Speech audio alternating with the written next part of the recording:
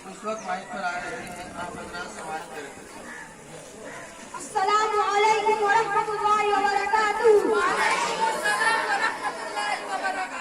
नहमदुहु व नुसल्ली अला रसूलिहिल करीम। अम्मा बाद, मोहतरम उस्ताद, प्यारे बच्चों, अस्सलामु अलैकुम व रहमतुल्लाहि व बरकातुहू।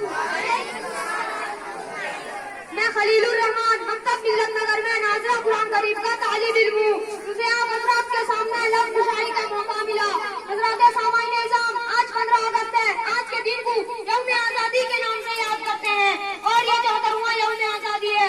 सन 1947 ईस्वी अगस्त 15 तारीख को हमारा मुल्क नापाक अंग्रेजों के शिकंजे और गुलामी से आजाद हुआ। गोया कि इस मुल्क को और मुल्क में रहने वाले सारे अफराद को अपने पसंद के साथ जिंदगी गुजारने का हक हासिल हुआ।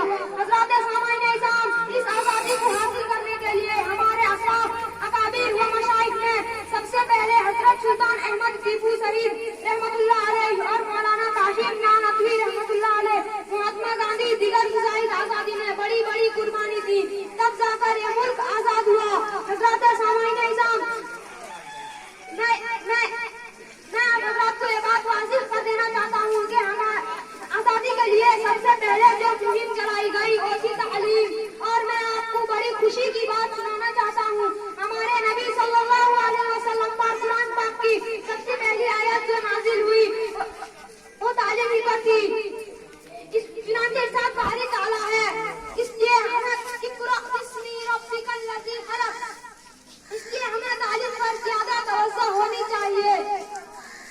बहरहाल 15 अगस्त के मौके पर सरकारी, गैर सरकारी इमारतों और स्कूल, कॉलेज, मकतब, मदरसा, यूनिवर्सिटी जैसी जगहों पर कौमी परचम लहराकर आजादी की खुशियां मनाती हैं।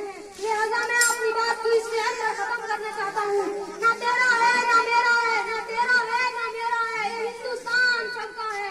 अगर ना समझी गई ये बात तो नुकसान सबका है। अस्सलामु अलैकुम।